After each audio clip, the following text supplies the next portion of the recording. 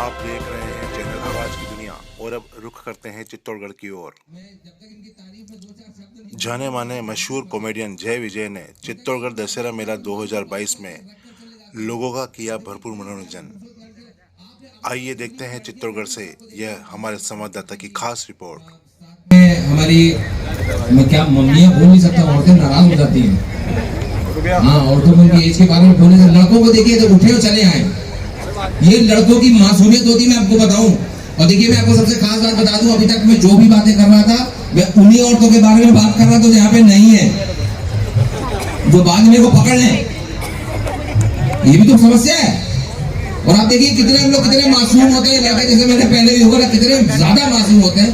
कभी भी मतलब जो हस्बैंड वाइफ है, गर्लफ्रेंड बॉयफ्रेंड है, कभी अगर बोल दो, जैसे शादी में जाना होता है ना, कहीं पर शादी में जाना होता है, ये मैम आगे बैठी एकदम गुस्से में देख रही कि साले तुम्हें को मिल जाए। आप मैम, आप बहुत प्यारी लग रही हैं, आप रुआवजा से भरा हुआ ग्लास लग रही है मुझे।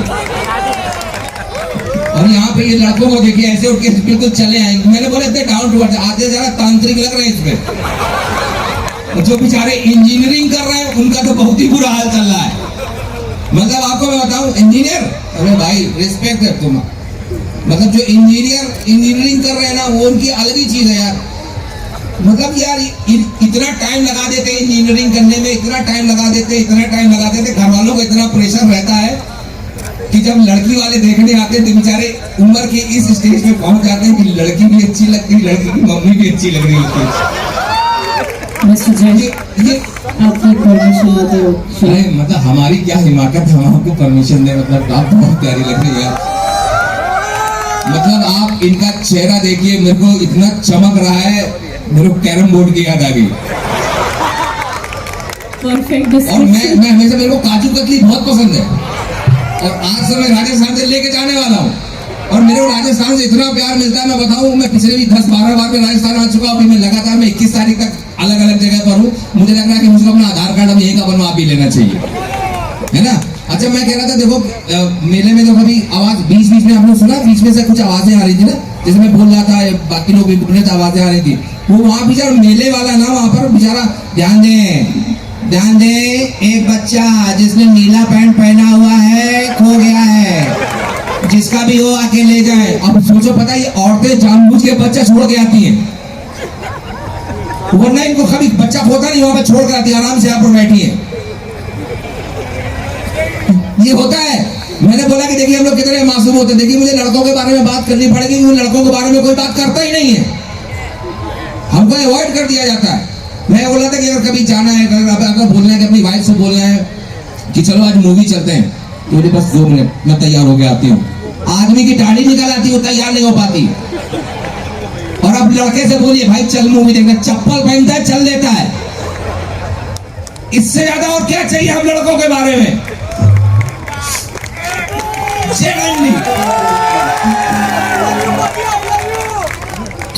मेरे भाई हमको अवॉइड करते हैं यार। मतलब सोसाइटी, आप एक बात सोचो, हमारे पास कपड़ा पहनने का क्या ऑप्शन है? पैंट, शर्ट, ट्राउजर बना लिया, जीन्स बना लिया, शर्ट, टी शर्ट, और कुछ है? कुछ नहीं है। लड़कियों के पास 350 जोड़ी कपड़े होते हैं। मैं बता रहा हूँ, खाली अगर इतनी जगह पे लड़कियां जो बैठी हुई है ना, जितनी लेडीज बैठी हुई है, इनके पास अगर कलेक्शन का सिर्फ कपड़ा निकाल लिया जाए, पूरे बांग्लादेश को कपड़ा पहना दें ये लोग। इतना कपड़ा। लड़का हमारा बेचारा 12-12 दिन एक ही पैंट पहन रहा होता है। जिंदगी में इच्छाएं मर गई होती है उनकी। जब उसको लगता है कि बहुत मेहनत कर रहा है लाइफ में, बेचारा कॉलेज लाइफ के बाद निकल के जा रहा होता है, उसको लगता है कि यार ये लड़की मेरे को पसंद, इससे मैं शादी करूंगा। बाद में लड़की जाके बोल देती है सॉरी मैं मजबूर थी। खत्म है ना। बेचारे को देखो उसका दर्द छलक रहा है। भाई मैं समझ सकता हूँ यार, मैं भी इस चीज से मैं गुजरा हूँ। मैं लड़कों के जीवन में कुछ बचे नहीं मेरे भाई। हमको उम्मीद दे के छोड़ दिया जाता है, बचपन से सालों उम्मीद में बांध देते हैं, बेटा पढ़ाई कर लो, बाद में ऐसी ऐश है, बेटा हाई स्कूल क्रॉस कर लो, ऐसी ऐश है, इंटरमीडिएट कर लो, ऐसी ऐश है, बाद में ऐश तो अभिषेक की हो गई है। हमारे में कुछ आया क्या? कुछ नहीं, कुछ आया नहीं आया ना।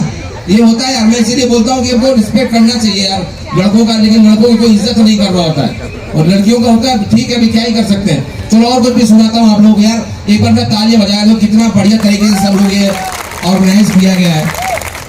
मेरे को अनिल भाई ने मेरे को बोला कि भाई आ जाओ, मैं कल दुबई में था और इस आदमी ने मुझे इसलिए कौन सी तांत्रिक विद्या करवाई कि मैं आ गया यहाँ पर, तो ये बड़ी बात। और एक बार मेयर साहब के लिए भी तालियां बजाइए यार, देखिए इतना बड़े बड़े शोज ऑर्गेनाइज हो रहे हैं आपके एंटरटेनमेंट के लिए, उन्होंने जीवन में सारा कुछ रखा नहीं है यहाँ पे। हाँ, और सर मेयर साहब आपको देखे तो मेरे को उनको कुर्ता इतना अच्छा, मेरे को ढोकला खाने का मन होने लगा। कुछ अच्छा सुनाता हूँ, कुछ दूसरी भी चीज सुना। क्या हुआ, कौन चिल्लाया? मुझे ऐसा लगा कि पैर की छोटी वाली उंगली में चोट लगी क्या तुम्हारे? हाँ, बेचारे एकदम बौखला उठा एकदम किसी बात से। कल साहब मैं अपने घर पर था, अचानक एक मच्छर आया और मेरे कान पे आकर मेरे को परेशान करने लगा। अच्छा मैं एक और कह रहा हूँ, दुनिया में बड़ी सी बड़ी चीजें बन गई, बड़ी से बड़ी वैक्सीन बन गई, साली आता कि मच्छर को मारने की कोई चीज बनी नहीं है। कल रात को मैं अपने घर पर था, एक मच्छर आया और मेरे कान के पास आकर बोला,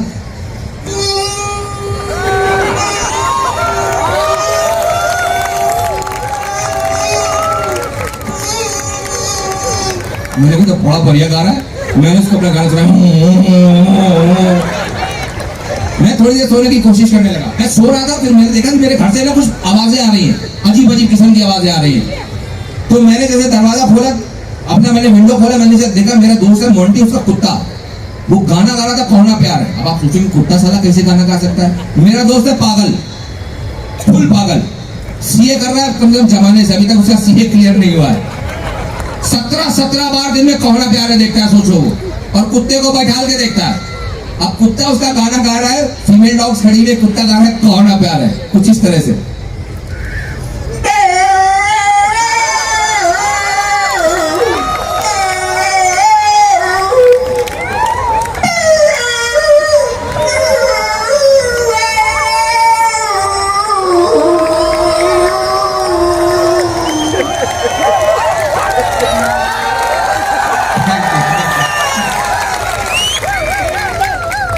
एक नंबर, थैंक यू सर। आपकी दाढ़ी को देख के ऐसा लग रहा है ना कि आप जो सलून नहीं जाते होगे बनवाने, ये माली बनाता होगा।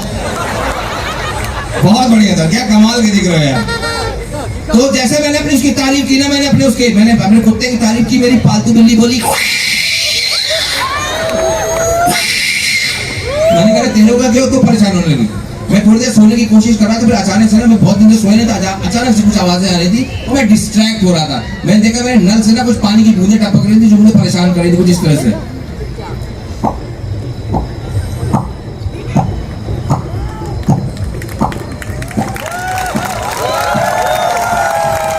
मैं उठा, मैंने कहा सोने की कोशिश करता, थोड़ी और सो लेता हूँ। लेकिन मेरी मम्मी का एक बड़ी बुरी आदत है, लड़का उनका कितना भी सेट हो जाए, लेकिन मम्मियों की ना एक्सपेक्टेशन भगवान से मेरा लड़का और कुछ कर ले, मेरा लड़का और कुछ कर ले। पूजा पाठ की मेरी माता जी को बड़ी प्रॉब्लम है।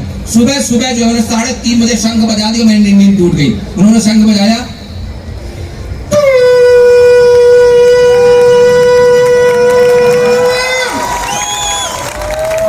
मैंने मम्मी यार क्या कर रहे हो यार, थोड़ी देर सो रहा था यार, अब तुम सोने कर जा, दिन भर ऐसे जानवरों जैसे पड़ा रहता, जाकर थोड़ा घूम फिर कर आ। मैं वॉक पे निकला और मैं जब आजकल आप ना पार्क पे देखो ना, पार्क में सिर्फ 2 ही कंडीशन में आदमी वॉक पे जाता है सुबह। या तो किसी डॉक्टर ने बोल दिया कि भाई साहब आपको देखे ना आपको प्रॉब्लम हो जाएगी, आपको वॉक पे जाना बहुत जरूरी है, या फिर पार्क पे ना कोई खूबसूरत लड़की टहल रही होती है। हाँ नहीं, मैं बोलता हूँ, मैं लड़कों से मैं बड़ी रिक्वेस्ट करता हूँ कि आप लोग पार्क जाएं, आपकी वजह से 4-5 की जिंदगी बन जाएगी। वो मरेंगे नहीं, उनको हार्ट अटैक नहीं आएगा, इसी बहाने कुछ कैलोरीज बर्न करेंगे, बेचारे घर में पड़े रहते हैं। आप लोग उम्मीद देते हो आपके बहाने से सारे इस देश के लिए दुनिया के जिम चल रहे हैं, वो नहीं लड़के कभी नहीं जाए, ये अपनी चीजों से ही खुश है बेचारे। 4-4 दिन मुंह ना धोएंगे, इनको लड़कियां ना दिखे, मैं आपको बता रहा हूँ। और वैसे अब क्या, मैं बड़ा परेशान, मैंने कहा चलो मैं पार्क पे जाता हूँ। मैं पार्क पे गया तो मैंने पार्क में देखा वहाँ कोई आदमी नहीं, वहां देखा मैंने एक भैंसा खड़ा हुआ था और एक भैंस खड़ी हुई थी। भैंसे ने जैसे ही भैंस को देखा बोला कहाँ,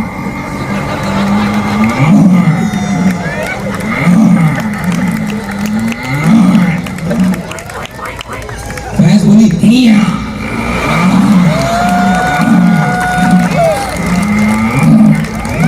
मैंने कहा चलो चलते यार, यहाँ पर कुछ लोगों ने घर गया। तो मेरी मम्मी ने बोला कि कभी हाथ बढ़ा दिया कर हमारा, कभी कभी कुछ काम नहीं करता है तू। मैंने कहा चलो कुछ करते हैं। तो पहले क्या होता है, अगर आप, मैंने देखा उसमें मुझे पुराना वॉकमैन मिल गया। सर आप लोगों ने भी कभी यूज किया होगा वॉकमैन, यूज किया सर आपने वॉकमैन? तो पहले क्या होता था, जब नॉर्मल घर पे होते तो हमारे पास चाइनीज वॉकमैन होते थे, हमारे पास सोनी का खरीदने का पैसा नहीं होता था, लेकिन उस चाइनीज वॉकमैन में एक बड़ी कमाल की चीज थी, कैसेट फंस जाती थी लेकिन वो चलाता रहता था, रुकता नहीं देता था, बेशरम था, चाहे खाली जमीन खराब हो जाए। तो मैंने उसमें लगाया, उसमें लता मंगेशकर जी का, स्वर्गीय लता मंगेशकर जी का जो है, और उसमें गाना चल रहा था और चलते चलते वो रुक गया। मैं उम्मीद करता हूँ कि वह जहाँ पर भी है बहुत अच्छी है, इसमें ट्रिब्यूट भी दे दूंगा इसी बहाने। तो लता मंगेशकर जी का गाना चला, मैं मेरी जैसे छोटी हस्ती, मतलब छोटा सा इंसान जो आवाज निकालने की कोशिश कर रहा है, वो गाना चला और चलते चलते फंस गया कुछ इस तरह से।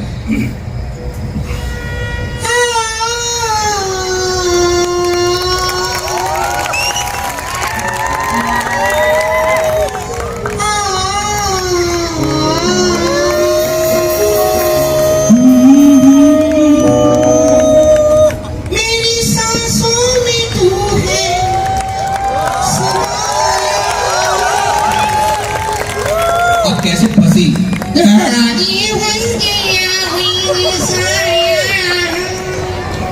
तेरी पूजा करूं मैं तो हरदम, ये है तेरे करम और ना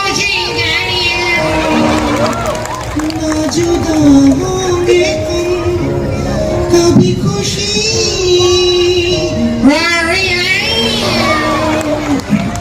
मैंने कहा यार ये क्या हुआ भाई, कि किसकी औलाद है? मेरी? इस तरीके की हरकतें वही कर सकती है। तो क्या भाई बड़ा परेशानी कर रहे थे? मैंने कहा कुछ नहीं हो सकता। मैंने जाकर टीवी खोला, मैंने कहा टीवी खोलो, जाकर वहां पर कुछ देखा जाए। जैसे मैं टीवी खोला तो उसमें हमारे, आप लोग देखा होगा, हमारे एक बड़े रिपोर्टर है, उनको बड़ा एनडीटीवी वाले रवीश कुमार जी है ना, वो पकड़ लेते हैं किसी बात को और बोले,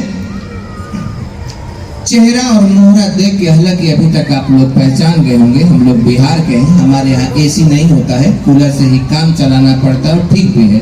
और आज हम लोग यहाँ पे सवाल पूछने हैं और सवाल पूछना भी चाहिए। ये बैठे तो उन्होंने सबसे पहले पूछा, तो उनके सवाल के जवाब में सबसे पहले लालू जी बोल पड़े,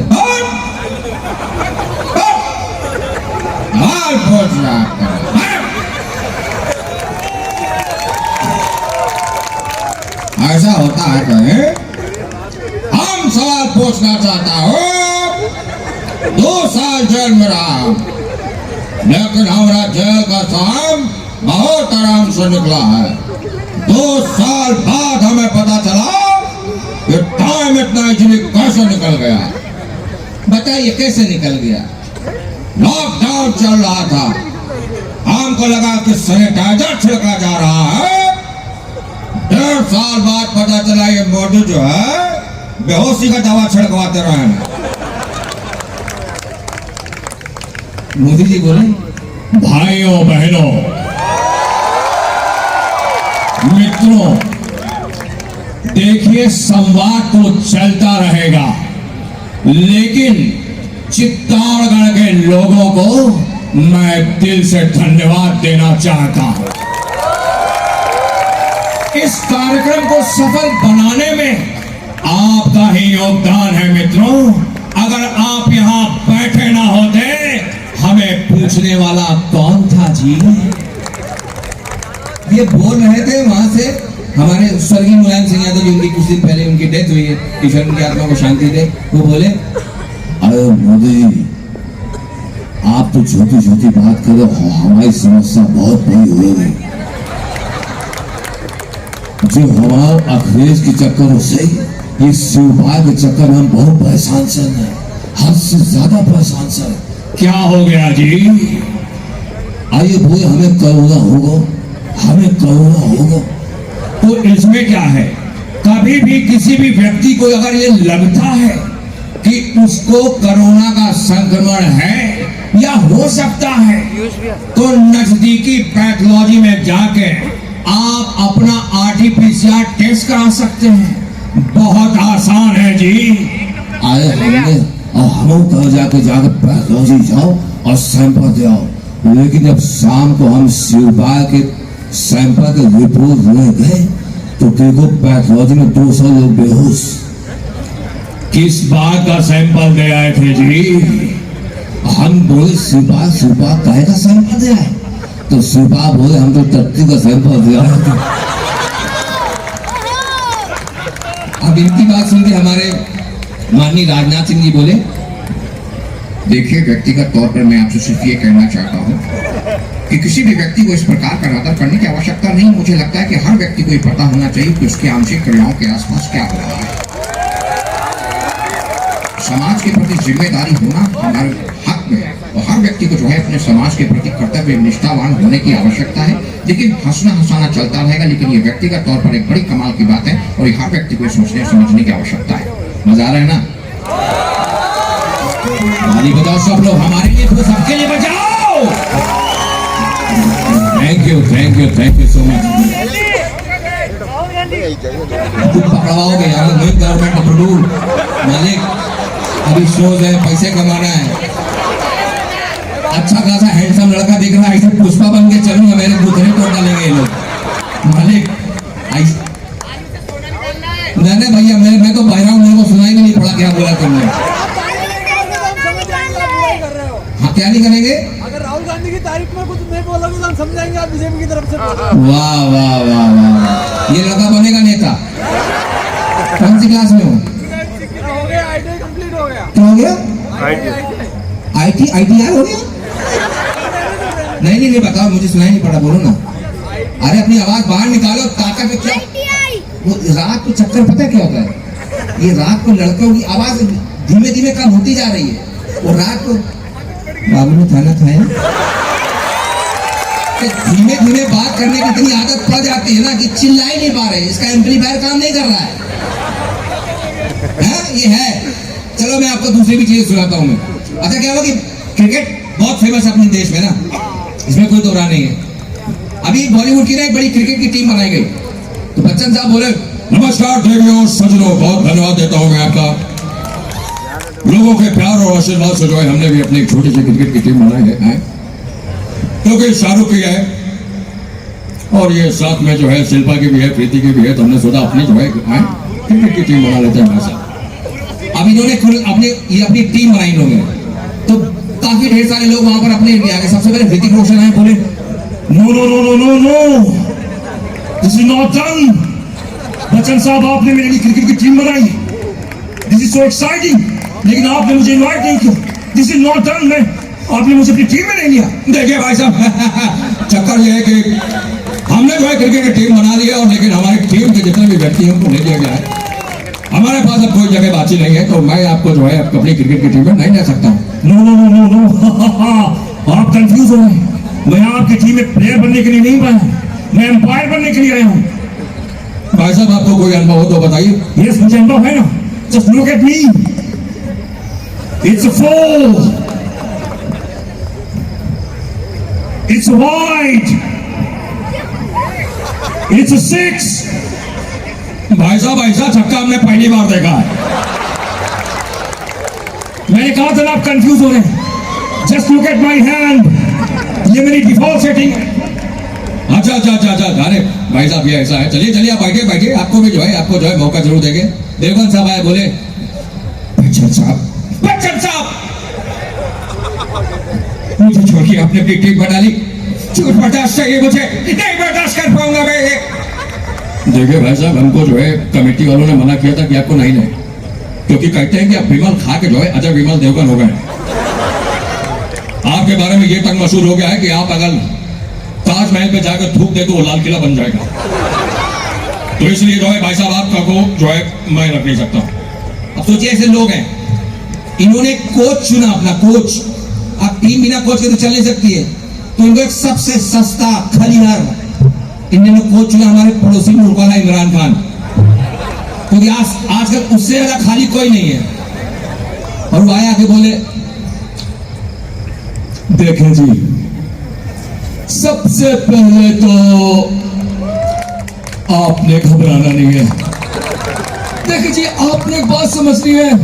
मैं सभी प्लेयर्स को एक बात कहना चाहता हूं, आपने मैदान में जाके ब्लास्ट कर देना है जी, आपने परखच्चे उड़ा देने, आपने दुश्मन को नेस्ता नाबूद कर देना है। नवाज बैठे थे, बोले मां कसम, मेरे को मालूम नहीं था कि क्रिकेट इतना डेंजरस गेम हो गया। देखें, मुझे नहीं लगता नवाज कि आपको क्रिकेट का कोई भी इल्म है। क्या बात कर रहे हैं? नाले में जब भी गेंद जाता था तो अपन सटक से हाथ डाल के फटक से बॉल बाहर निकाल के लाता था। ये बैठे थे। उन्हें कहा दूसरा उन्हें पुष्पा, देखे पुष्पा आप एक बात समझे, जब भी बॉल आपके पैरों के पास आएगी तो आपने उसे झुक के उठाना है। आपने ये नहीं कहना कि मैं झुकेगा नहीं साला, आपने उसे उठाना है और आपने अपनी दाढ़ियां कटवा लेनी है, क्योंकि ये क्रिकेट एक जेंटलमैन गेम है। और जेंटलमैन से याद आया कि हमारे सामने ये करण जौहर साहब हैं। मैं आपसे एक बात कहना चाहूंगा, क्योंकि मुझे आपके बारे में ये जानकारी मिली है कि आपको इन स्विंग और आउट स्विंग खेलने का कमाल का एक्सपीरियंस है और आपने मिडिल ऑर्डर पकड़ के रखना है। आपने मिडिल ऑर्डर छोड़ना नहीं है, आपने बड़े बड़े बड़े ध्यान से रखना है। और मैं अपने आप को अपनी टीम का कैप्टन बनाने वाला हूं। जैसे इन्होंने बोला कि कैप्टन बनाने वाले हैं तो सुनील शेट्टी साहब गुस्सा हो गए। नहीं हो सकता, नहीं हो सकता। बच्चन साहब ने मुझसे वादा किया था कि ओपनिंग तो मैं ही करूंगा। देखे जी, ओपनर होने के लिए आपको पिच और मिट्टी की जानकारी होना बड़ा जरूरी है। सबको जानता हूं मैं, ये धरती मेरी माई है और केएल राहुल मेरा जमाई है। ऐसी टीम है, सोचो कब ये टीम है जिनका मैच भी होगा। उर्वशी ये बहुत अपडेट रहता है, इसके 15-20 महीने पेश होंगे, मैं बता रहा हूं। अब इनकी टीम मैंने सोचा मैच कैसा होगा। कमेंटेटर बॉक्स में कुलभूषण खरबंदा जी बैठे, बोले मैदान दर्शकों से खचाखच भरा हुआ।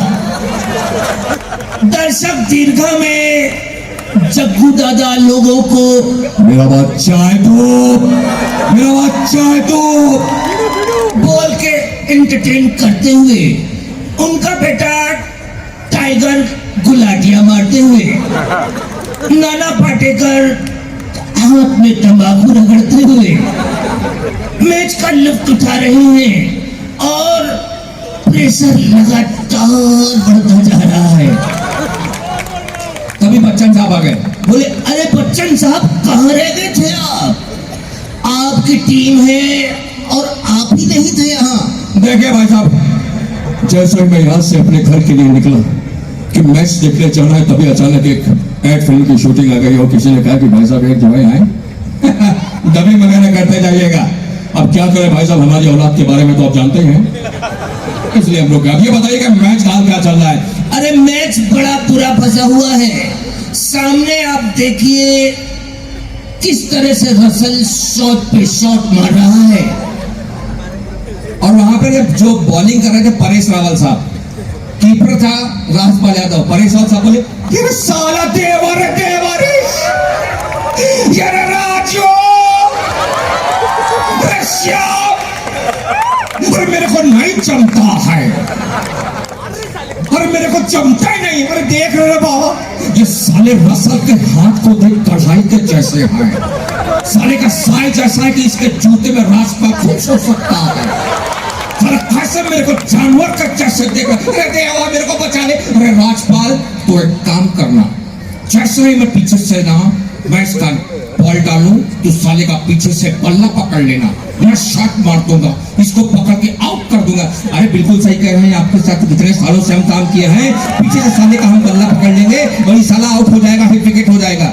और जैसे परेश रावल ने अगली बॉल डाली और जैसे ही रसल ने शॉट घुमाया, बच्चा बोले देख सकते हैं देखो सदरो, ये गेंद हवा पे जा रही है और जहां पर छक्का, अरे अरे अरे ये गेंद नहीं है तो राजपाल है, अरे साले ने राजपाल को बाहर फेंक दिया, अरे ये राजपाल को बाहर नहीं फेंक सकता ये।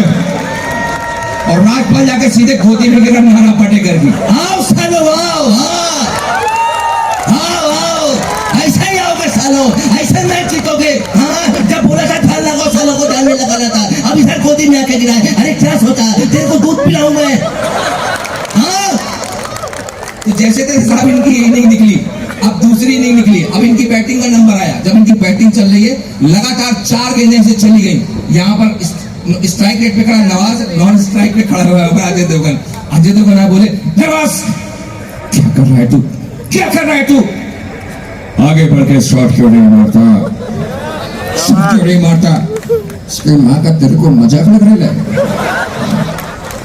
साली की बॉलिंग की स्पीड देखी नहीं क्या? अभी के इधर उधर लग गई ना तो अपना तो एड्रेस हमेशा के लिए चेंज हो जाएगा। मेरे को खेलने का ही नहीं है। अगली बॉल ऐसे पड़ी गेंद जाके नवाज की दोनों टांगों के बीच में। मेरा जिंदगी खराब हो गया। मेरे को खेलने का नहीं है यार, मेरे को खेलने का नहीं है। बच्चन साहब आए बोले जब तक न सफल हो तुम, जब तक न सफल हो तुम, निमचैन सब त्यागो तुम। क्रिकेट का मैदान छोड़कर मत भागो तुम। क्रिकेट खेलने वालों की कभी हार नहीं होती, उम्मीद से लड़ने वाले की कभी हार नहीं होती। अब इन्होंने बात नहीं मान रहे। मोटिवेट करने के लिए शाहरुख को बुलाया गया और शाहरुख आके बोले नवाज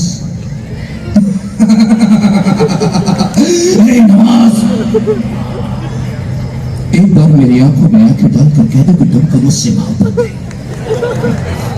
एक बार मेरी आंखों में आंखें डालकर कह दो कि तुम मुझसे प्यार नहीं करते। एक बार मेरी आंखों में आंखें डालकर कह दो कि मेरे दिल की आवाज तुम्हें सुनाई नहीं पड़ती। अरे ऐसा वैसा आदमी नहीं है मैं। आपके मजाक मजाक में मेरा तो मजाक हो जाएगा। मेरे को जमता ही नहीं। अभी करे तो भी पंकज त्रिपाठी जी आए बोले मैंने पहले ही कहा था तुम लोगों से व्यक्ति को सदैव हमेशा वही कार्य करना चाहिए जो उपयुक्त है। साले चुपचाप एक्टिंग करो क्योंकि आजकल तुम्हारी पिक्चरें नहीं चल रही हैं। बड़ी अम्मा बनोगे तो साउथ वाले आके यही सेटल हो जाएंगे। ठीक है ना? और देखिए जीवन में आप लोगों को एक और बात कहना चाहता हूँ। इतने लोग बैठे हैं, बहुत जरूरी बात है। जीवन में हंसी मजाक चलता रहेगा। मैं ये मानता हूँ कि जान से बड़ा कुछ नहीं है। जितने भी लोग हैं दिल से एक बात कहता हूँ, उम्मीद करता हूँ आप मेरी बात सुनेंगे और मेरी इस बात को फॉलो करेंगे। आप लोग जब सड़कों पे चलते हैं ना मोटरसाइकिल में से भां भां करके अपने सर पे हेलमेट जरूर लगाइए, बहुत आवश्यक है। आपके बाल गिर जाएंगे, सर पर लगाएंगे वापस बन जाएंगे। लेकिन अगर आपके जीवन चला गया पूरे जीवन माँ बाप रोते रहेंगे, कुछ नहीं कर पाएंगे। जीवन का चिराग है आप उनके। बस एक बात याद रखिएगा, सड़क पे चलते हैं तो सड़कों के रूल को फॉलो करिए, बड़ा आवश्यक है। हमारे जैसे लोग आएंगे आपको हंसाएंगे चले जाएंगे, लेकिन अपनी बात अगर हम आपके सामने नहीं कह पाए तो हमारे पर थू है। Thank you so much, thank you so much, thank you so much.